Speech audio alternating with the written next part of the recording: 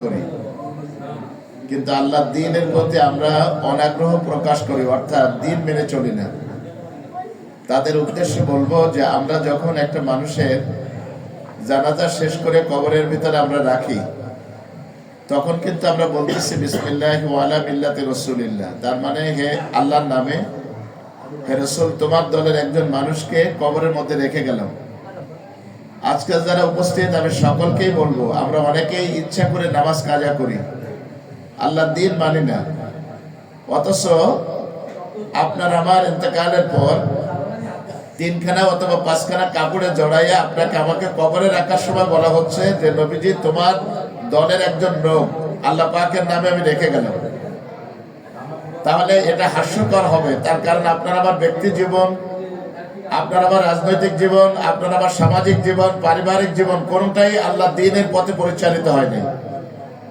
যে কারণে আমি আপনাদের কাছে বলবো যে আমরা যেন আজকের থেকে শুধরাই যাই, 1 নম্বর কথা। এর সাথে আরেকটা কানেক্টিং কথা হচ্ছে, আমরা যখন মাটি দেই কবরের উপরে, তখন আমরা কি পড়ি বলেন তো? মিনহা খলাকনাকুম ওয়া ফিহা নুঈদুকুম ওয়া মিনহা নুখরিজুকুম তারাতান উখরা। এর মধ্যে 3টা কথা বলা হয়েছে। 1 নম্বরে আল্লাহ পাক বলতে চাচ্ছেন, বান্দা তুমি তো এখনো জীবিত, তুমি আরেকজনের কবরের উপরে মাটি দেওয়ার জন্য এসছো, বিশ্বাস করো যে মাটি তুমি দিচ্ছ, এই মাটি থেকে তোমাকে বানিয়েছি। যিনি মারা গেছেন ওনাকে বলা হচ্ছে না, বলা হচ্ছে আপনার নিজেকে সংশোধনের জন্য মাটি দিচ্ছে আপনি। আর আল্লাহ বলতেছেন তুমি আরেকজনের কবরে মাটি দিচ্ছ, বিশ্বাস করো আমি আল্লাহ এই মাটি থেকে তোমাকে বানিয়েছি। ওয়ামিনহা নুঈদুকুম, আর আমি তোমাকে এই মাটির মধ্যে ফেরত নেব। ওয়ামিনহা নুখরিজুকুম তারাতান উখরা, আর কিয়ামত দিবসে এই মাটি থেকে তোমাকে উত্থান করা হবে আমার সামনে। আজকে যারা এখানে উপস্থিত কবরে সবাই মাটি দেই, কিন্তু তা থেকে আমরা একটু শিক্ষা নেই না, আমাদের মধ্যে অহংকার ভরা, মানুষকে সালাম দিতে চাই না, মানুষের লেনদেন ঠিক রাখি না, মানুষের সাথে বেয়াদবি করি, নিজেকে অনেক বড় মনে করি, অন্যদেরকে ছোট মনে করি। মাটি যেমন মানুষ মাটি থেকে তৈরি, আর মাটি যেমন কারোর সাথে অহংকার করে না, তারে আমরা কাটতেছি, তার দিয়ে গাঁথতেছি, তার ভিতরে আমরা পাইল পড়তেছি, তার ভিতরে আমরা বড় বড় পিলার পুঁতে দিচ্ছি। মাটি কিন্তু কোনোদিন আমাদের সাথে বেয়াদবি করে বলে না এই কাজটা তুমি করতে পারবে না। তো মাটি যদি এটা পারে, সেই মাটির তৈরি মানুষ মাটির উপরে হাঁটবে আর তারা অহংকার করবে, এটা কোনোদিন হতে পারে না। আজকের থেকে অহংকার মুক্ত জীবন আমরা গঠন করব ইনশাআল্লাহ।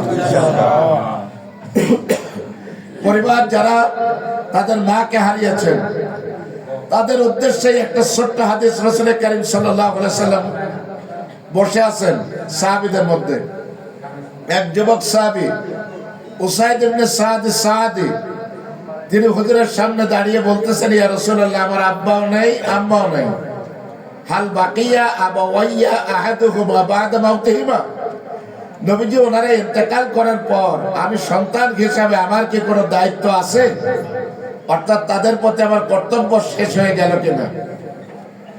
যারা তার মাকে হারিয়েছেন তাদের উদ্দেশ্যে বলছে, আজকের আমরা দোয়া করে চলে যাব, এটা আল্লাহর কাছে কবুল হতেও পারে নাও হতে পারে, 50-50 সম্ভাবনা।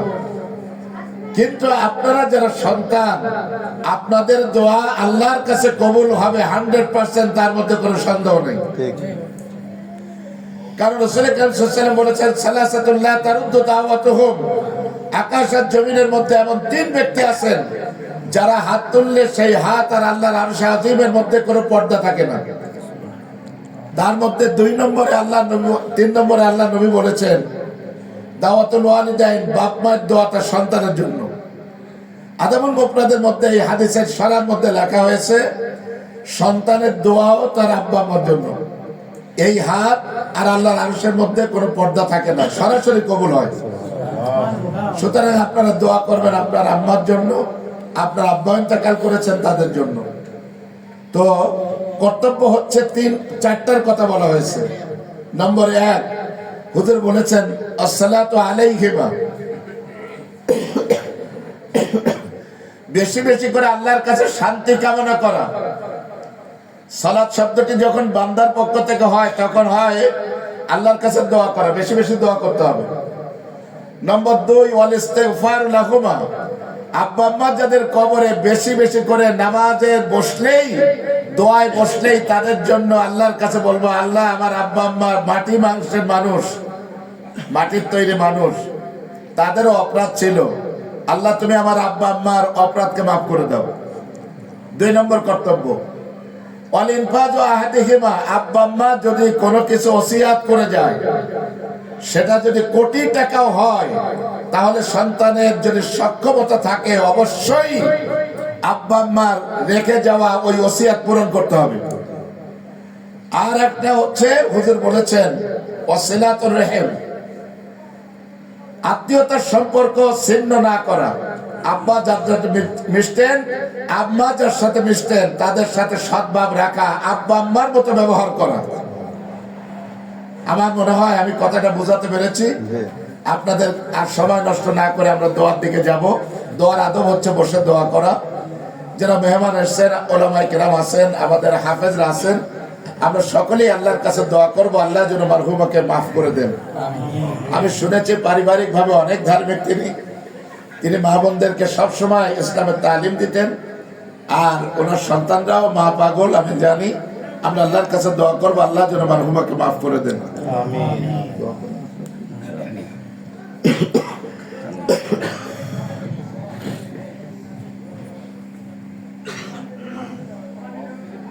আমরা দোয়া করছি, আল্লাহুম্মা আমিন।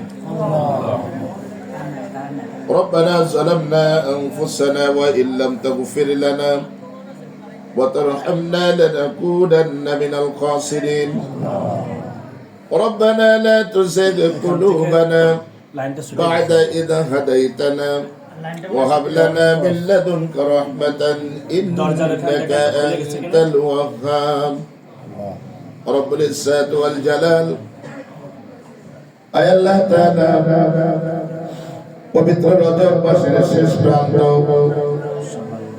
রব্বুল আলামিন শাবান মাস ইতিমধ্যে পড়ে গিয়েছে। নবী বলেছেন শাবান শাহরি ওয়া রমাদান শাহরুল্লাহ।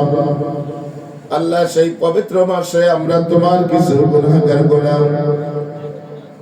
আয় আল্লাহ, এই বাড়ি থেকে যিনি বিদায় হয়ে গেছেন, আল্লাহ তাআলা আমাদের ইমরান ভাইয়ের, ওনাদের ভাই বোনদের আম্মা, আমাদের অতি শ্রদ্ধাভাজন ব্যক্তিত্ব দুনিয়া থেকে বিদায় গ্রহণ করেছেন।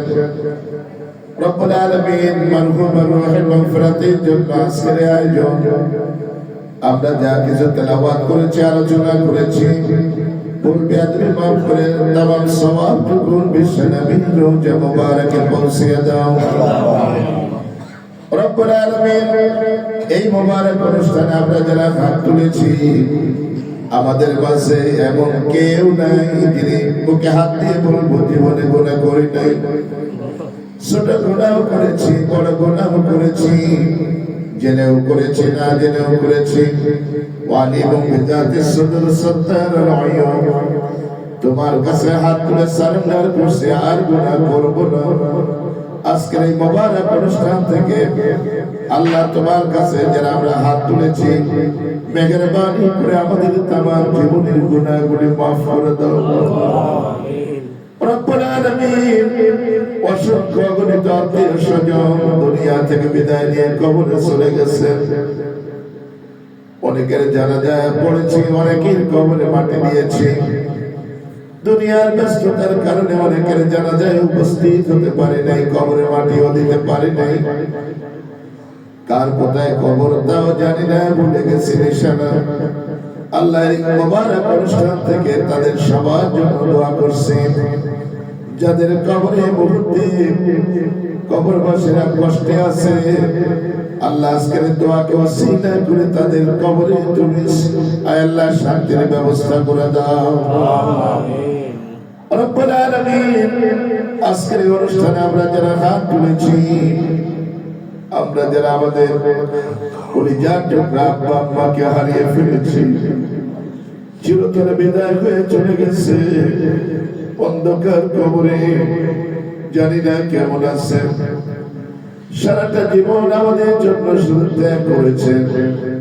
যখনই আমাদের সুখের দিন আসলো, আমাদের বাড়ির মধ্যে কত মানুষের খাবার হলো, কত মানুষের জন্য ব্যবস্থা হলো।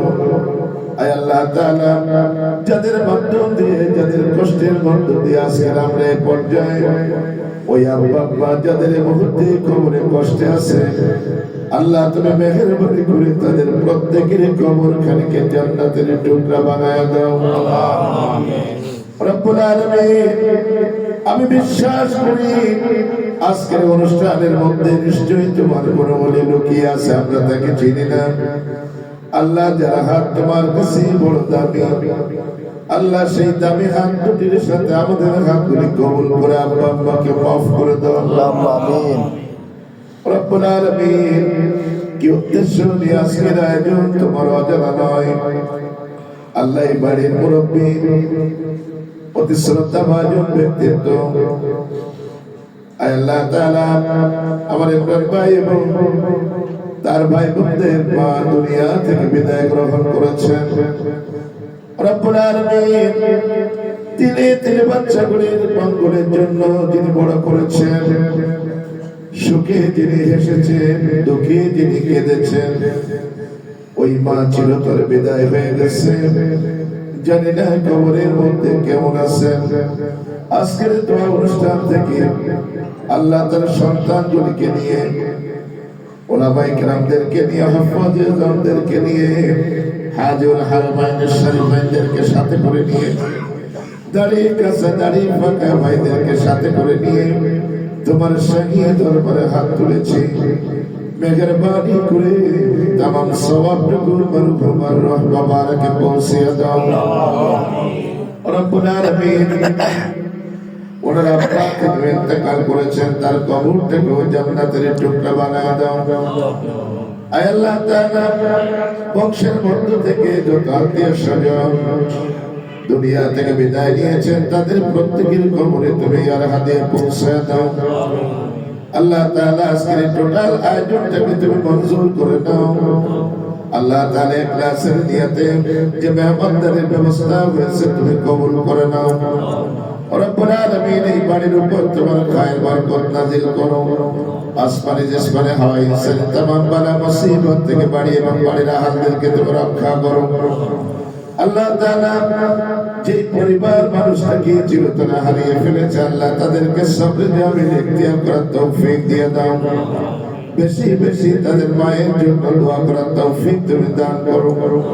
تقبل منا إنك أنت السميع العليم وتب علينا يا مولانا إنك أنت التواب الرحيم سبحان ربك رب العزة عما يصفون والسلام على المرسلين واجعل آخر كلامنا عند الموت لا إله إلا الله محمد رسول الله